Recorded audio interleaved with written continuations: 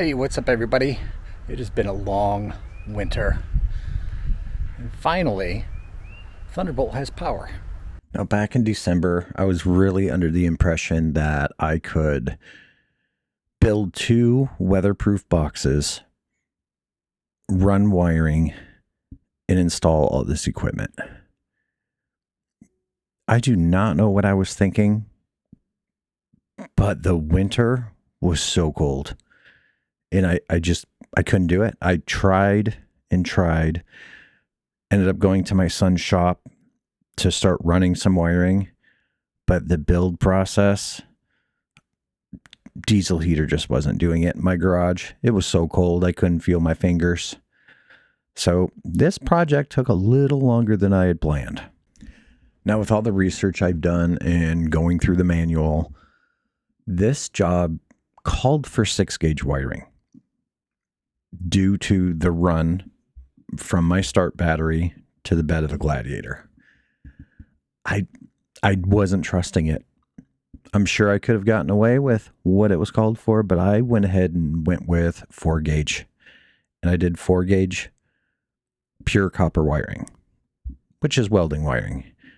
Now, there's a lot of controversy between using oxygen-free and welding wire, but I chose welding wire. On top of that, I did do heat-resistant, fireproof loom, which is a little more advanced than your standard audio system split loom. And I also heat taped it with factory-grade electrical tape. And I did that from the start battery all the way down through my wheel well and into the frame. Now, when it came to running the wiring, this is where my son came in. He worked at a shop. I begged him to ask his boss if we could come in on the weekend so I could use a lift, because crawling around underneath this Gladiator in 20-degree weather, I just wasn't looking forward to that. So fortunately, we were allowed to do it. And what a difference.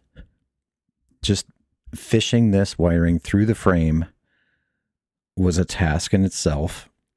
We ran this down from the start battery along the inner fender well and directly into the frame.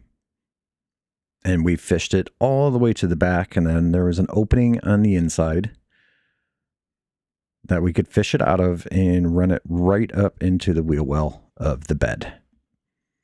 And this is also where I ran the ground.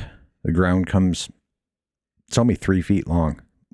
Comes right from the main box into the top of the wheel well, and it is to the frame. I did not go directly to the battery. I've done a lot of research and had a lot of feedback that frame ground works just fine. Finally, a break in the weather. 41 degrees. It feels like summertime. So it's time to start building. With a quick trip to Home Depot to grab materials, it was time to start cutting, measuring, recutting, because I don't follow the rules of cut once, measure twice. I do one measurement and run with it. It's funny, you think that you have plenty of space when you make measurements, and you're like, oh, well, the battery's only this big. I got plenty of room for everything. Well, with the amount of circuit breakers I have, and then the other added items that I included just because I couldn't work on it, so let's just keep throwing stuff at it. The main item for this was the aux beam switch. It is the AS400, and I was so looking forward to this. It's weatherproof, and it checked all the boxes. It filled all my needs.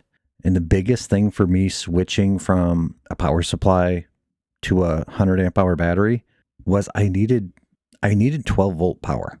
And a power supply just doesn't supply that. It gives 12 volt power out of a cigarette lighter port, but as far as hooking up added lighting or any other items you might have that require 12 volts, power supply just doesn't give you that. In this switch, was going to control everything.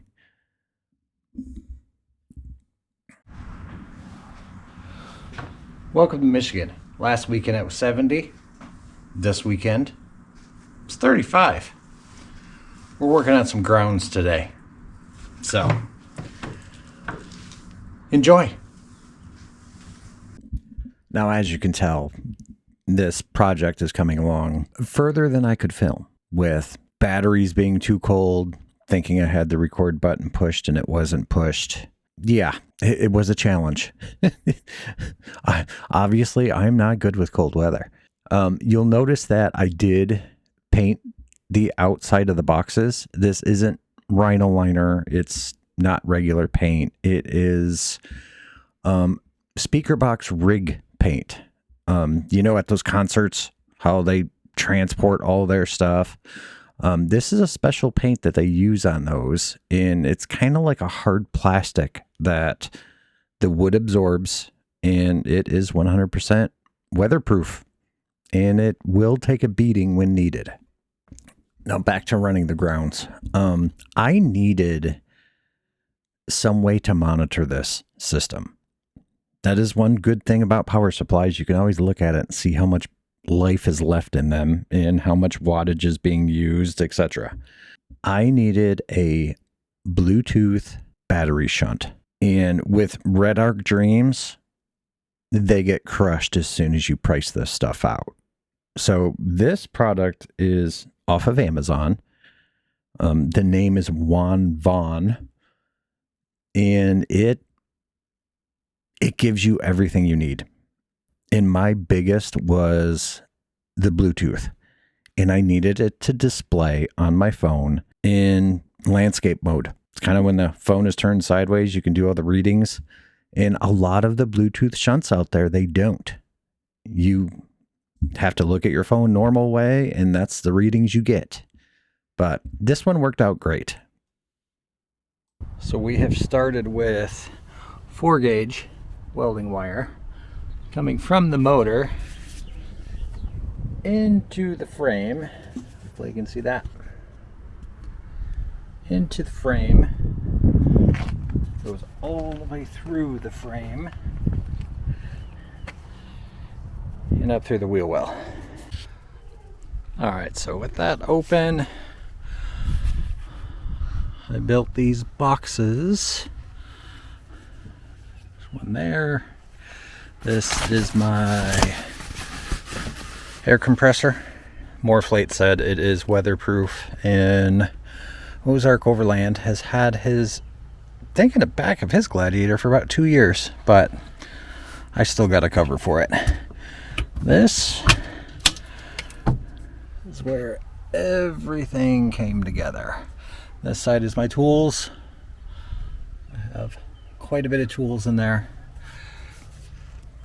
And this is the EcoFlow 100 amp hour battery. And then the aux beam switch, which is a great ad. I was so happy that they sent that to me. My monitor is in the back corner, and then that is my temperature sensor. So if it gets above 95 degrees in here, I have 2 cooling fans that'll kick on, blow some air through there. And it's Bluetooth. Let's take a look at the back. So this box here is the aux beam switch panel. Battery gauge, that is the air. And I can turn everything on. Got aux from my USBs. This power button is for these 2 cigarette lighter ports. Interior lights.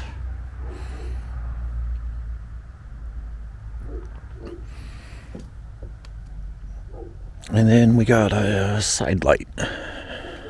Switch that to amber.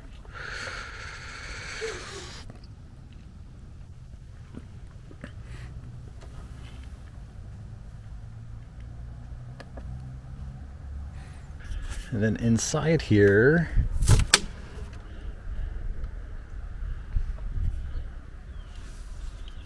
is my hose kit.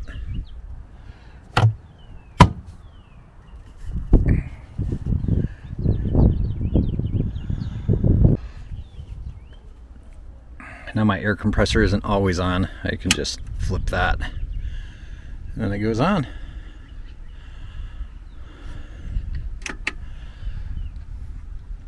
Let me take you on the inside, show you what we got going. I do have 200 watt solar panels on top of my rooftop tent. And this is the Renogy MPPT DC to DC charger. So depending on what's going on, it'll fluctuate between alternator power and solar power. But I do have a trick for that on the inside.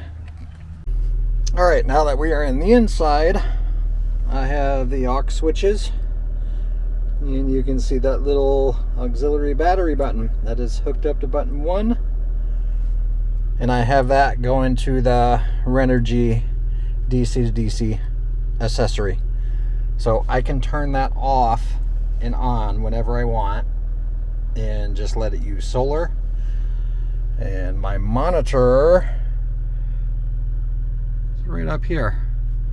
That is just a cheap Motorola phone with GPS and Bluetooth. That's all I needed.